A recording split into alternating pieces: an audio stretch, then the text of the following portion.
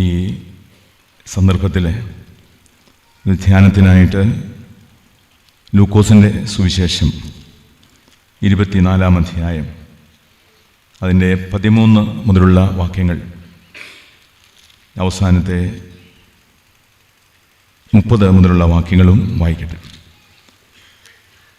ലൂക്കോസിൻ്റെ സുവിശേഷം 24-ാം അധ്യായം 13 മുതലുള്ള വാക്യങ്ങൾ. അന്ന് തന്നെ അവരിൽ 2 പേർ യെരുശലേമിൽ നിന്ന് 7 നാഴിക ദൂരമുള്ള എമ്മൗസ് എന്ന ഗ്രാമത്തിലേക്ക് പോകയിൽ ഈ സംഭവിച്ചതിനെക്കുറിച്ചൊക്കെയും തമ്മിൽ സംസാരിച്ചുകൊണ്ടിരുന്നു. സംസാരിച്ചും തർക്കിച്ചും കൊണ്ടിരിക്കുമ്പോൾ യേശു താനും അടുത്തു ചെന്ന് അവരോട് ചേർന്ന് നടന്നു. അവനെ അറിയാതെ വണ്ണം അവരുടെ കണ്ണ് നിരോധിച്ചിരുന്നു. അവൻ അവരോട്, നിങ്ങൾ വഴി നടന്ന് തമ്മിൽ വാദിക്കുന്ന ഈ കാര്യം എന്ത് എന്ന് ചോദിച്ചു. അവർ വാടിയ മുഖത്തോട് നിന്നു. 30 മുതലുള്ള വാക്യങ്ങൾ. അവരുമായി ഭക്ഷണത്തിന് ഇരിക്കുമ്പോൾ അവൻ അപ്പമെടുത്ത് അനുഗ്രഹിച്ച് നുറുക്കി അവർ കൊടുത്തു. ഉടനെ അവരുടെ കണ്ണ് തുറന്ന് അവർ അവനെ അറിഞ്ഞു. അവൻ അവർക്ക് അപ്രത്യക്ഷനായി. പ്രാർത്ഥിക്കാം. വചനമായ ദൈവമേ, വചനത്തിൻ്റെ ശുശ്രൂഷയ്ക്ക് വേണ്ടി നീ ഞങ്ങളെ വിളിച്ച് നിയോഗിച്ചിരിക്കയാൽ സ്തോത്രം. ഇന്ന് ശമാശ സ്ഥാനത്ത് നിന്ന് വൈദിക സ്ഥാനത്തേക്ക് പ്രവേശിക്കുന്ന ഈ ശമാശന്മാർക്ക് വേണ്ടി പ്രാർത്ഥിക്കുന്നു. തിരുസന്നിധികളെ വണക്കിയിരിക്കുന്ന ഞങ്ങളെല്ലാവരും അവിടുന്ന് ആശീർവദിക്കണമേ. തിരുവചന ധ്യാനം ഈ നിൻ്റെ മക്കൾക്കും ഞങ്ങൾക്കും ഒരുപോലെ അനുഗ്രഹമാക്കണമേ. യേശുക്രിസ്തുവിൻ്റെ നാമത്തിലുള്ള പ്രാർത്ഥന കേൾക്കണമേ. ആമേൻ. എമ്മൗസ് ഗ്രാമത്തിലേക്കുള്ള യാത്രയും അതിനെ തുടർന്നുള്ള ചില വിശ്വാസ അനുഭവങ്ങൾ, പ്രാർത്ഥനയോടെ പ്രതീക്ഷയോടെ കാത്തിരുന്ന ഒരു നിമിഷമാണ് ഈ പ്രത്യേക സന്ദർഭം. ശമാശ പദവിയിൽ നിന്നും കശീശ സ്ഥാനത്തേക്ക് ഉയർത്തപ്പെടുന്ന ഡീക്കൻ ഷിൽജു ശമാശനും അതുപോലെ ഡീക്കൻ ജോബിൻ ശമാശനും ആശംസകൾ ഞങ്ങളുടെ എല്ലാവരുടെയും നാമത്തിൽ അറിയിക്കുന്നു. ഈ ഒരു പദവി ദൈവ അനുഗ്രഹത്തിൻ്റെ ഒരു അടയാളപ്പെടുത്തലത്രേ. നിങ്ങളുടെ ഒരുപാട് പ്രാർത്ഥനകൾ ഇതിൻ്റെ പിന്നിലുണ്ടായിരുന്നു. പല സന്ദർഭങ്ങളിലും ഇൻ്റർവ്യൂ, പരീക്ഷകൾ, ഇതൊക്കെ മനസ്സിനെ വേദനിപ്പിച്ച സന്ദർഭങ്ങളിൽ നിങ്ങൾക്ക് ധൈര്യം നൽകിയ ദൈവ സാന്നിധ്യം, നിങ്ങളെ ശക്തീകരിച്ച ഗുരുക്കന്മാർ, മാതാപിതാക്കൾ, ഈ ഇടവകയിൽ കലാകാലങ്ങളിൽ ശുശ്രൂഷ ചെയ്ത പട്ടക്കാർ, നിങ്ങളെ ഈ ശുശ്രൂഷയ്ക്ക് വേണ്ടി ഒരുക്കിയ നിങ്ങളുടെ സൺഡേ സ്കൂൾ അധ്യാപകർ, മാതാപിതാക്കൾ, വിശ്വാസ സമൂഹം, ഇതെല്ലാം ഈ സന്ദർഭത്തിൽ ഓർക്കുന്ന വേളയാണ്. ഫ്രഞ്ച് ചിന്തകനായ ബ്ലാഗോ അദ്ദേഹം പറയുന്നത്, എൻ്റെ പരാജയങ്ങളുടെ മരുഭൂമികളോട് പോലും എനിക്ക് വെറുപ്പ് തോന്നിയിട്ടില്ല. അത്ഭുതം കൊണ്ട്, വിശ്വാസം കൊണ്ട് വിടർന്ന കണ്ണുകളോട് ഞാൻ അവനോടൊന്നും ചോദിച്ചിട്ടില്ല. ഇതാണോ ഉദ്യാനം എന്ന് ചിലപ്പോൾ എൻ്റെ മനസ്സിൽ തോന്നിയിട്ടുണ്ട്. പ്രതീക്ഷയോട് ഓരോ കാര്യത്തിൽ കാലെടുത്തു വെക്കുമ്പോൾ അതിൽ പരാജയപ്പെടുകയല്ല, പിന്നോട്ട് പോകുമ്പോൾ, ബുദ്ധിമുട്ട് നേരിടുമ്പോൾ, ദൈവമേ എന്തുകൊണ്ട് എന്ന് ഒരിക്കൽ പോലും ചോദിച്ചിട്ടില്ല എന്നാണ് അദ്ദേഹം പറയുന്നത്. Who is a priest? ആരാണ് കശീശ വൈദികൻ? To shepherd God's flock and render sacrificial service according to the will of God, to do the ministry of the word of God and celebration of sacraments.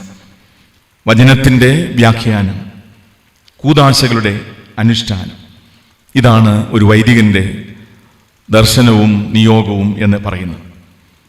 John Paul മാർപ്പാപ്പ ഒരു കാലഘട്ടത്തിൽ സഭയ്ക്ക് നല്ല തെളിമ നൽകിയ ഒരു മാർപ്പാപ്പ. അദ്ദേഹം പറയുന്ന, priest is not just a manager but who stays to closer to the marginalised and to the shepherding the sheep, living with the smell of the sheep. ആടുകളുടെ ഇടയൻ എപ്പോഴും ആടുകളോട് ഒപ്പം പാർക്കുന്നവനാണ്. മാത്രമല്ല ആടിൻ്റെ മണമുള്ള ഇടയനായിരിക്കണം ഒരു വൈദികൻ എന്ന് പറയുന്നത്. പരിപാലകൻ എന്നത് മാത്രമല്ല, പിന്നെ പാർശ്വവൽക്കരിക്കപ്പെട്ടവരുടെ പക്ഷം ചേർന്ന് അവരോടൊപ്പം ജീവിക്കുന്ന ആളായിരിക്കണം ഒരു പുരോഹിതൻ. Priest is not a functionary, but he is essentially a missionary commission to present the God. ഒരു വൈദികനെ സംബന്ധിച്ച് പറയുമ്പോൾ ഒരു ഫങ്ഷണറി എന്നതിനേക്കാൾ അപ്പുറത്തൊരു മിഷണറിയാണ്. സുവിശേഷം ആളുകളോട് സദ്വാർത്ത പങ്കുവയ്ക്കുന്ന ഒരാളായിരിക്കണം. പലപ്പോഴും ഇന്ന് നാം കാണുന്നത് കാര്യ പരിപാടികളുടെ നടത്തിപ്പാണ് പുരോഹിതന്മാരുടെ ഒരു ദർശനം അല്ലെങ്കിൽ അവരുടെ ചുമതല എന്ന് പറയുന്നത്. എന്നാൽ ദൈവത്തിൻ്റെ വചനം പഠിപ്പിക്കുന്നു, നീ ഒരു പ്രസംഗകനായിരിക്കണം, നീ ഒരു സുവിശേഷകൻ ആയിരിക്കണം. പുരോഹിതൻ ഒരിക്കലും അധികാരിയല്ല, മറിച്ച് മുൻപേ നടക്കുന്നവനാണ്, എല്ലാവരുടെയും ശുശ്രൂഷകൻ ആയിരിക്കണം. ദൈവത്തിൻ്റെ നിരുപാധികമായ സ്നേഹത്തിൻ്റെ സാക്ഷാത്കാരം പ്രവൃത്തിയിലും സാക്ഷ്യത്തിലും സാധ്യമാക്കുന്നവൻ, ദൈവകൃപയുടെ പകർച്ചക്കാരനാണ് ഒരു വൈദികൻ എന്ന് പറയുന്നത്. അമലോകിയൻ വായിക്കുന്ന സമയത്ത് അവിടെ വായിക്കുന്നു, നിങ്ങളെ വിളിച്ചിരിക്കുന്ന വിളിക്ക് യോഗ്യമാണെന്നും വിശുദ്ധവും കുറ്റം കൂടാതെ നടക്കുവാനും സത്യവിശ്വാസത്തെ ഏറ്റുപറയുവാനും ക്രമമുള്ളവനും അതിഥി സ്നേഹമുള്ളവനും ഉപദേശിക്കുന്നവനും താഴ്മയുള്ളവനും ദ്രവ്യാഗ്രഹമില്ലാത്തവനും സാക്ഷ്യമുള്ളവനും ആയിരിക്കണം. ദൈവം അതിനായിട്ട് ഈ ശുശ്രൂഷ നമുക്ക് തന്നിരിക്കുന്നു. വായിച്ച വേദഭാഗം നമുക്ക് പരിചിതമായ ഭാഗമാണ്. ഈ ഉയർപ്പിൻ്റെ നാളിൽ വായിക്കുന്ന വേദഭാഗമാണ്. അതുകൊണ്ട് ഇതിന് പറയുന്നത് പോസ്റ്റ് റിസറക്ഷൻ നറേറ്റീവ്സ്, ഉയർപ്പിന് ശേഷം നടക്കുന്ന ചില സംഭവങ്ങളാണ് ഇതിൻ്റെ പ്രതിപാദ്യ വിഷയം. അവിടെ വായിക്കുന്നു, a journey from Jerusalem to Emmaus. യെരുശലേമിൽ നിന്നും എമ്മൗസിലേക്ക് യാത്ര ചെയ്യുന്ന രണ്ട് ആളുകളെ കുറിച്ച് പറയുന്നു. ജെറുസലേമിനെ കുറിച്ച് പറയുന്നത്, Jerusalem is the city of peace. Emmaus means hot spring. സമാധാനത്തിൻ്റെ ഇടത്തിൽ നിന്നും പൊള്ളുന്ന ഇടത്തേക്കുള്ള ഒരു യാത്രയാണ് ഈ രണ്ടുപേരിൽ നമുക്ക് കാണുവാൻ കഴിയുന്നത്. യെരുശലേമിൽ നിന്നും 7 നാഴിക ദൂരമുള്ള എമ്മൗസ് എന്ന ഗ്രാമത്തിലേക്കുള്ള യാത്ര, മരണവും അടിമത്തവും ഇഴപിരിഞ്ഞ മിസ്രൈമിൻ്റെയും മരുപ്രയാണത്തിൻ്റെയും കടന്നുപോക്കിൽ ദൈവസാന്നിധ്യത്തിൻ വഴി നടത്തിയ ദൈവകൃപയുടെ ഒരു ഓർമ്മ പുതുക്കിക്കൊണ്ടാണ് അവരിങ്ങനെ യാത്ര പോകുന്നത്. ആ ഒരു യാത്രയുടെ ഗൃഹാതുരമാണ് അവർ ഈ അപരിചിതനോട് പങ്കുവയ്ക്കുന്നത്. എമ്മൗസ് സംഭവത്തിലും ദൈവത്തിൻ്റെ അദൃശ്യമായ സാന്നിധ്യത്തിൻ്റെ അനിഷേധ്യമായ ഒരു അനുഭവം ലൂക്കോസ് ചൂണ്ടിക്കാണിക്കുന്നുണ്ട്. വചനമാം ദൈവം, ഇൻകാർഡിനേറ്റഡ് വേർഡ് ഓഫ് ഗോഡ്, ലോകയാത്രയുടെ കഠിനതകളെ അനായാസമാക്കി മാറ്റുന്നതാണ്. അവരുടെ യാത്രയിൽ ഈ അപരിചിതൻ വചനം പങ്കുവയ്ക്കുകയാണ് ചെയ്യുന്നത്. ആ വചനം പങ്കിടൽ അവരുടെ യാത്രയെ കുറെ കൂടെ ആനന്ദമുള്ളതാക്കി മാറ്റുന്നു എന്ന് ഇവിടെ കാണുവാൻ കഴിയും. അവരുടെ യാത്രയെ സംബന്ധിച്ച് വായിക്കുന്നത്, എ ഡിസപ്പോയിന്റഡ് ജേർണി, വ്യക്തതയില്ലാത്ത ഒരു യാത്രയാണ്. ആശങ്കകൾ, അതുകൊണ്ടാണ് ഇവിടെ പറയുന്നത്, തമ്മിൽ വാദിച്ചുകൊണ്ട് തർക്കിച്ചുകൊണ്ട് മുന്നോട്ട് പോകുന്ന ഒരു ശിഷ്യ സമൂഹത്തെയാണ്, ഒരു ചെറിയ കൂട്ടത്തെയാണ് കാണുന്നത്. A journey of doubting and debating, A journey of displacement. അത് ക്രമം തെറ്റിയ, കൂട്ടം വിട്ട ഒരു യാത്ര. ആ യാത്രയിൽ അവർ സംശയിക്കുന്നുണ്ട്, ഡിബേറ്റ് ചെയ്യുന്നുണ്ട്. അവരെ സംബന്ധിച്ച് പറയുമ്പോൾ അവരുടെ ഹൃദയം തകർന്നതാണ്. കാരണം ഇന്നലെ വരെ കൂടെ ഉണ്ടായിരുന്ന അവരുടെ അരുമനാഥൻ ഇന്ന് അവരോടൊപ്പമില്ല. അതുകൊണ്ട് അവരെക്കുറിച്ച് പറയുന്നത് A broken heart, A burning heart. തിളച്ച ഒരു ഹൃദയവുമായിട്ട്, മുറിഞ്ഞ ഹൃദയവുമായിട്ടുള്ള ഒരു യാത്രയാണ്. അതുകൊണ്ടായിരിക്കാം അവരുടെ യാത്രയെ വിശേഷിപ്പിക്കുന്നത് ഒരു നിരാശ പിടിച്ച യാത്രയാണ്. സങ്കടവും സംഘർഷവും ക്രൂശിത അനുഭവത്തിൻ്റെ തലേ ദിവസങ്ങളിലെ അനുഭവമൊക്കെ അവരുടെ മനസ്സിനെ വ്രണിതമാക്കിയിട്ടുണ്ട്. എല്ലാം അവരുടെ യാത്രയെ സങ്കീർണമാക്കുകയാണ് ചെയ്യുന്നത്. ഇവിടെയാണ് ഉയർപ്പിൻ്റെ നാഥൻ മൂന്നാമത് ഒരാൾ അവരുടെ കൂടെ സഞ്ചരിക്കുന്നു. അവൻ വചനത്തെ വ്യാഖ്യാനിക്കുന്നു. ചില ഓർമ്മപ്പെടുത്തലുകൾ അവർക്ക് നൽകുകയാണ്. അതിലേറ്റവും പ്രധാനപ്പെട്ടത് അപകടകരമായ ചില ഓർമ്മകളാണ്. അതെന്തെന്ന് ചോദിച്ചാൽ, മോശയും പ്രവാചകന്മാരും കടന്നുപോയ സങ്കീർണതകൾ. കഠിന വഴികളിൽ മോശയോടും അതുപോലെ തന്നെ പ്രവാചകന്മാരോടും കൂടെ ഇരുന്ന ദൈവ സാന്നിധ്യം, അഗ്നി സ്തംഭവും മേഘത്തൂണും, ഇതാണ് ഈ വചനത്തിലൂടെ അപരിചിതൻ അവർക്ക് പങ്കുവയ്ക്കുന്നത്.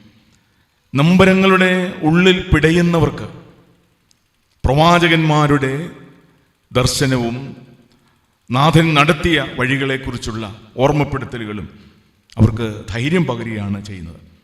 അവിടെ വായിക്കുന്നു, ഈ അപരിചിതൻ വചനം വ്യാഖ്യാനിച്ച് കേട്ടപ്പോൾ അവരുടെ ഹൃദയത്തിലൊരു കാളൽ, ഒരു കത്തലുണ്ടായി. ജീവിത അനുഭവങ്ങളെ വചനത്തോട് ചേർത്ത് പിടിക്കുന്ന ഇടത്ത് അതിജീവനത്തിൻ്റെ വഴി ദൈവം തമ്പുരാൻ കാണിച്ചു തരും. അനിശ്ചിതത്വം ജീവിതത്തെ തകർത്ത് കളയുന്ന വേളയിൽ വചനം ചില്ലുപോലെ തെളിമ നൽകുന്നതാണ്. വചനം ചില്ലുപോലെ തെളിമ നൽകുന്നതാണ്.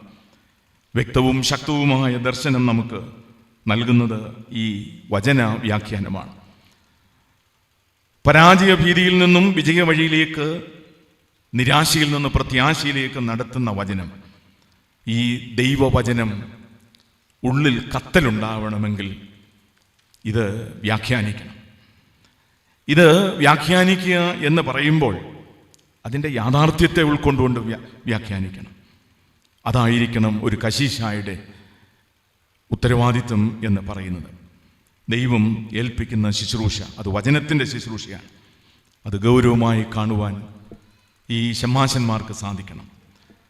ഗ്രിഗറി ഓഫ് നൈസിയസ് അദ്ദേഹം പറയുന്നത്, pastoral work is language work interpreting the word in human life. മനുഷ്യ ജീവിതത്തിൻ്റെ പച്ചയായ യാഥാർത്ഥ്യങ്ങളുമായി ബന്ധപ്പെടുത്തി വചനം വ്യാഖ്യാനിക്കുമ്പോൾ വചനം സംഗതമാവുകയാണ് ചെയ്യുന്നത്. വാൾട്ടർ ബുർഗ്മാൻ പറയുന്നത്, ലാംഗ്വേജ് ഷേപ്സ് റിയാലിറ്റി. നമ്മുടെ ജീവിതത്തിലെ ആത്മനൊമ്പരങ്ങളെ വ്യത്യസ്തമായ ഒരു അനുഭവത്തിലേക്ക് മാറ്റുന്നത് ഈ ദൈവ വചനമാണ്. അത് വ്യാഖ്യാനിക്കുവാൻ ഈ ശമ്മാശന്മാർക്ക് കഴിയട്ടെ എന്ന് പ്രാർത്ഥിക്കുന്നു. രണ്ട്, അവിടെ നാം വായിക്കുന്നു, ഈ അപരിചിതൻ അവർക്ക് അത്താഴമൊരുക്കുന്നു. ഈ രണ്ടുപേര് അവരെ, ഈ അപരിചിതനെ വീട്ടിലേക്ക് ക്ഷണിക്കുന്നു. അപരിചിതൻ അവരോടുകൂടെ യാത്ര ചെയ്യുന്നു. ഈ അത്താഴം തിരുവത്താഴമായിട്ട് മാറുകയാണ് ചെയ്യുന്നത്. ഓരോ വൈദികൻ്റെയും ഉത്തരവാദിത്വം എന്തെന്ന് ചോദിച്ചാൽ, ഒരുക്കുന്ന സ്നേഹ ഭക്ഷണം, അത്താഴം, അത് തിരുവത്താഴമാക്കുക എന്നത് ആകുന്നു. Supper becoming the Lord supper. അപരിചിതൻ നുറുക്കിയ അത്താഴം അത് ദൈവകൃപയുടെ ആവിഷ്കാരമായിരുന്നു. നടന്ന് ക്ഷീണിച്ചവർക്ക്, യാത്രയുടെ ക്ലേശം അനുഭവിച്ചവർക്ക്, നൊമ്പരപ്പെട്ട ഹൃദയം, അങ്ങനെയുള്ളവർക്ക് ഈ അപരിചിതൻ ഒരുക്കിയ ഭക്ഷണമേശ അതൊരു ലോർഡ് സപ്പറായിട്ട് മാറുകയാണ് ചെയ്യുന്നത്. എന്തുകൊണ്ടത് അങ്ങനെയായി? മിനിസ്ട്രി ഓഫ് ഹോസ്പിറ്റാലിറ്റി, അത് ആതിഥ്യത്തിൻ്റെ അല്ലേ. ഇന്ന് എവൻഗേലിയൻ വായിച്ചപ്പോൾ കർത്താവ് പറഞ്ഞു, കുഞ്ഞുങ്ങളെ അത്താഴം അല്ലെ പ്രാതൽ റെഡിയായി തയ്യാറായി നിങ്ങൾ വന്ന് ഭക്ഷിച്ചുകൊള്ളുവീൻ എന്ന് പറയും.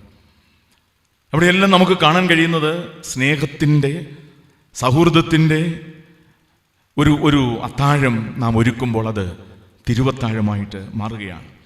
A hospitable space in which relationship can be developed and change can happen road to Emmaus. A church happen in between space, a hospitable space.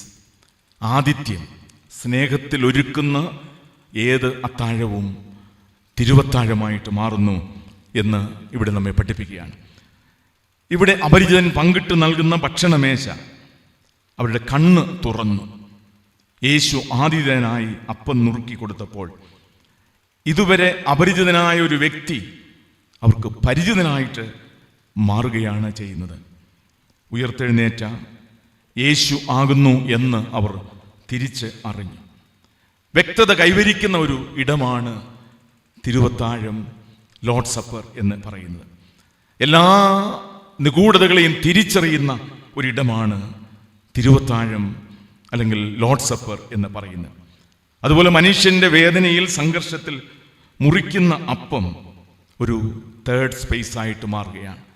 നൊമ്പരപ്പെടുന്ന, വേദനപ്പെടുന്ന ഒരാളിൻ്റെ ജീവിതത്തിൽ ഒരു തേർഡ് സ്പേസായിട്ട് ഈ അപ്പം മാറുകയാണ് ചെയ്യുന്നത്. ഒരു മൂന്നാം ഇടം രൂപപ്പെടുക എന്ന് പറയുമ്പോൾ, അപ്പം മുറിക്കുമ്പോൾ അതിനൊരു സ്പേസ് ഉണ്ട്. ആ സ്പേസ്, ആ സാക്രമെൻ്റൽ സ്പേസ് എന്ന് പറയുന്നത് മറ്റുള്ളവരുടെ അരികിലേക്ക് യാത്ര ചെയ്യുന്ന ഒരു സ്പേസാണ് എന്ന് പറയുവാനാണ് ഞാൻ ആഗ്രഹിക്കുന്നത്. അതുകൊണ്ട് യേശു കർത്താവ് അവർക്ക് പങ്കിട്ട് നൽകിയ ആ അപ്പമേശ, അല്ലെ ആ അപ്പത്തിൻ്റെ പങ്കിടൽ എന്ന് പറയുന്നത് അവരെ എമ്മൗസിലേക്ക് കൊണ്ടുപോകുന്നു. എമ്മൗസിൽ നിന്ന് വീണ്ടും തിരിച്ച് യെരുശലേമിലേക്ക് യാത്ര അയക്കുന്ന ഒന്നാണ്. അതാണ് അവരുടെ മൂന്നാമത്തെ സ്പേസ് എന്ന് പറയുന്നത്. എന്ന് പറഞ്ഞാൽ അവർ പരാജയപ്പെട്ട ഇടത്തേക്ക് പോകുവാനും ആ പരാജയത്തെ വിജയമാക്കി തീർക്കുവാനുമുള്ളൊരു യാത്രയാണ് ഈ മൂന്നാമത്തെ സ്പേസ് എന്ന് പറയുന്നത്. അതുകൊണ്ട് യേശു കർത്താവ് ഒരുക്കിയ ആ ലോർഡ് സപ്പർ, ആ അത്താഴം അവരെ സംബന്ധിച്ച് പറയുമ്പോൾ തിരിച്ചുപോക്കിന്, പരാജയ ഇടത്തേക്ക് തിരിച്ചുപോയി അവിടെ ഒരു മൂന്നാമിടം സൃഷ്ടിക്കുവാനായിട്ട് അവർ യാത്രയാവുകയാണ് ചെയ്യുന്നത്. അതുകൊണ്ട് it is a third space, not your space, not my space, but others space. മറ്റുള്ളവരുടെ ഇടമൊരുക്കുന്ന ഒന്നാണ് ഓരോ തിരുവത്താഴവും എന്ന് പറയുന്നത്. കുഞ്ഞുണ്ണി മാഷ് പറഞ്ഞു, നിനക്കുണ്ടൊരു ലോകം, എനിക്കുണ്ടൊരു ലോകം, നമുക്കില്ല ഒരു ലോകം. ഇന്ന് നമുക്ക് ഒരു ലോകമുണ്ട്. അതുപോലെ തന്നെ കുർബാന കൈക്കൊള്ളുന്ന നമുക്കെല്ലാവർക്കും ഓരോ ലോകമുണ്ട്. എന്നാൽ ഒരു പൊതുസമൂഹത്തിന് ഒരു ലോകം സൃഷ്ടിക്കുവാൻ നമ്മുടെ ഈ തിരുവത്താഴം സാധിക്കുന്നുണ്ടോ എന്ന് ശാന്തമായിട്ട് ചിന്തിക്കണം എന്ന് ഞാൻ ഓർപ്പിക്കുകയാണ് ചെയ്യുന്നത്. The Holy Kurbana is a lens through which we can see things differently, and then all places, all people, all things may obtain an unexpected sacramental death. അതായത് ഞാനും നിങ്ങളും ഭക്ഷിക്കുന്ന ഈ തിരുമേശ അല്ലെങ്കിൽ ഈ വിശുദ്ധ കുർബാന മറ്റുള്ളവരുടെ, വേദനപ്പെടുന്നവരുടെ ഒരു സ്പേസിലേക്കുള്ള യാത്രയായിട്ട് തീരണം എന്ന് നമ്മെ ഓർമ്മിപ്പിക്കുകയാണ് ചെയ്യുന്നത്. ഓരോ കുർബാനയും ആ സാക്രമെൻ്റൽ സ്പേസ് എന്ന് പറയുന്നത് മൂന്നാമത്തെ ഒരു ഇടം കണ്ടെത്തുന്നതാണ്. മറ്റുള്ള അതർനെസ് എന്ന് പറയും. അതാണ് വിശുദ്ധ കുർബാനയുടെ ദർശനം എന്ന് പറയുന്നത്. ഞാൻ എൻ്റെ വാക്കിൽ അവസാനിപ്പിക്കട്ടെ. പ്രിയപ്പെട്ട ശമാശന്മാരെ, ഓർമ്മകളുടെ ഭാരവും പേറി യാത്ര ചെയ്ത ശിഷ്യ സമൂഹത്തിന് അവർക്ക് ധൈര്യം നൽകിയത് ദൈവത്തിൻ്റെ വചനമാണ്, ദൈവവചന വ്യാഖ്യാനമാണ്. നിങ്ങളെ സംബന്ധിച്ച് പറയുമ്പോൾ, നിങ്ങൾ കശിശന്മാരായി നിയോഗിക്കുന്ന ഇടത്ത് ശുശ്രൂഷയ്ക്ക് വേണ്ടി പ്രവേശിക്കുന്നു. എന്നാൽ വചനത്തിൻ്റെ വ്യാഖ്യാനം നിങ്ങൾ ഗൗരവമായി ചെയ്യണം എന്നതാണ് ഒന്ന് ഓർപ്പിക്കുന്നത്. രണ്ട്, നിങ്ങൾ ഞായറാഴ്ച പങ്കുവയ്ക്കുന്ന വിശുദ്ധ കുർബാനയുണ്ടല്ലോ, അവിടെ അപ്പം മുറിക്കുമ്പോൾ ഒരു സ്പേസ് ഉണ്ടാകുന്നു. ആ സ്പേസ് അവരിലേക്കുള്ള ഒരു യാത്രയാണ് എന്ന് നിങ്ങൾ ഓർക്കണം. അതൊരു മിഷണറി ദൗത്യമാണ് എന്ന് നിങ്ങൾ ഓർക്കണം. സുവിശേഷം പങ്കുവെക്കുന്ന ഒരിടമായിരിക്കണം എന്ന് ഞാൻ ഈ സമയത്ത് ഓർപ്പിക്കട്ടെ. ഞാൻ 40 വർഷങ്ങൾക്ക് മുമ്പ് ഹൈറേഞ്ചിലെ ഒരു വൈദികനായിട്ട് ശുശ്രൂഷയിൽ പ്രവേശിച്ച ആളാണ്. എൻ്റെ രണ്ടാമത്തെ വിശുദ്ധ കുർബാന നടത്തിയത് ഈ പള്ളിയിലാണ്, സെൻറ്റ് പോൾസ് ഇടവകയിലാണ്. പക്ഷേ ആ ലിസ്റ്റിലൊന്നും എൻ്റെ പേര് ഉണ്ടോയെന്ന് എനിക്കറിയത്തില്ല. അതൊന്നുമല്ല വിഷയം. ഞാൻ പറയട്ടെ, എനിക്ക് കുമളി തുടങ്ങിയ 5 ഇടവകളുടെ ചുമതലയായിരുന്നു അന്ന് സക്രിയ സിനിമ എനിക്ക് തന്നത്. ഇവിടെ ഭാഗികമായി തീർത്ത ഒരു പാസനേജ്, അത് ഷീറ്റാണ്. കാറ്റടിച്ചാൽ ഈ ഡോറ് മുഴുവൻ ഇളകിപ്പോകുന്ന ഒരു സാഹചര്യം. അന്ന് ഈ പാസനേജ് പൂർത്തിയാക്കി ഒരച്ഛനെ താമസിപ്പിക്കണം എന്നുള്ള നിർദ്ദേശമാണ് എനിക്ക് തന്നത്. ഞാനിവിടെ വന്നപ്പോൾ ഇവിടെ ജൂൺ മാസമാണ്, കൃഷിയുടെ ഒരു സമയമാണ്. ആളുകൾക്ക് സാമ്പത്തികമായി ബുദ്ധിമുട്ടുണ്ട്. പലരും ലോണും ബാങ്ക് ലോണും ഒക്കെ എടുത്താണ് കൃഷി പോലും ഇറക്കുന്നത്. അവരുടെ കൈവശം ഉണ്ടായിരുന്നത് മുഴുവൻ ഈ പാസനേജിൻ്റെ നിർമ്മാണത്തിന് വേണ്ടി ചെലവഴിച്ചതാണ്. ഈ പാസനേജ് ഒന്ന് അച്ഛന് താമസിക്കത്തക്ക വിധത്തിൽ ക്രമീകരിക്കാൻ വളരെ ബുദ്ധിമുട്ടിയ ഒരു സന്ദർഭം. ആദ്യത്തെ ഞായറാഴ്ച ഞാൻ പറഞ്ഞു, സെപ്റ്റംബർ മാസം 1-ാം തീയതി മുതൽ ഒരു പുതിയ അച്ഛനിവിടെ താമസത്തിന് വേണ്ടി വരും. ഈ പാസനേജ് ഫർണിഷ് ചെയ്യണം. ഫർണിഷ് ചെയ്യാമെന്ന് വന്നു കാര്യങ്ങളൊന്നും എല്ലാവർക്കും ഒന്നും മനസ്സിലാകത്തില്ല. അവർ എന്നോട് ചോദിച്ചു, വെച്ചാൽ ഞങ്ങൾ എന്ത് ചെയ്യണം? ഞാൻ പറഞ്ഞു, 2 ഉള്ളവൻ 1 കൊടുക്കട്ടെ. 2 കട്ടിലുള്ള ഒരാൾ ഒരു കട്ടിലിവിടെ കൊണ്ടിട്ടു. ക്രോക്കറി, ഗ്ലാസ് ആദിയായ സാധനങ്ങൾ അവരുടെ വീട്ടിലുണ്ടായിരുന്നതെല്ലാം ഈ പാസനേജിൽ കൊണ്ടുവന്നു. എനിക്ക് തോന്നി ആവശ്യത്തിനധികം സാധനങ്ങൾ ലഭിച്ചു. കാരണം എന്താണ്? ഈ വിശ്വാസ സമൂഹത്തിൻ്റെ ദൈവദർശനം ആ ഞായറാഴ്ചയിൽ വിശുദ്ധ കുർബാനയിൽ പങ്കുചേർന്ന ആളുകൾ ഇതിലെല്ലാം പങ്കുചേർന്നു. ഇന്നിത് വലിയ പാസനേജായി, പള്ളി വലുതായി. പക്ഷേ നാം ഓർക്കണം, അന്ന് ആ കാലത്ത് ശുശ്രൂഷ ചെയ്ത വൈദികരുടെ ദൈവവചന വ്യാഖ്യാനം, അതുപോലെ തന്നെ അവർ അനുഷ്ഠിച്ച വിശുദ്ധ കുർബാന, അത് നൊമ്പരത്തിൻ്റെ കുർബാനയായിരുന്നു. മറ്റുള്ളവരുടെ അരികിലേക്ക് യാത്ര ചെയ്യുവാനുള്ള ഒരു വലിയ അനുഭവമായിരുന്നു എന്ന് ഈ സമയത്ത് ഞാൻ ഓർപ്പിക്കട്ടെ. വൈദികരെ, നിങ്ങൾ പോകുന്ന ഇടത്ത് ഇന്ന് എല്ലാവിധ സൗകര്യങ്ങളുമുണ്ട്. എന്നാൽ സൗകര്യങ്ങളില്ലാത്ത ഒരുപാട് ആളുകൾ നമ്മുടെ ശുശ്രൂഷയിലുണ്ട്.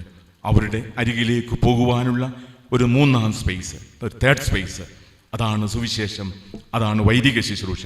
അതിന് ദൈവത്തിൻ്റെ പരിശുദ്ധാത്മാവ് നിങ്ങളെല്ലാവരെയും സഹായിക്കട്ടെ. നിങ്ങൾക്ക് നന്മകളും അനുഗ്രഹങ്ങളും നേർന്നുകൊണ്ട് ഞാൻ എൻ്റെ വാക്കുകളെ അവസാനിപ്പിക്കും.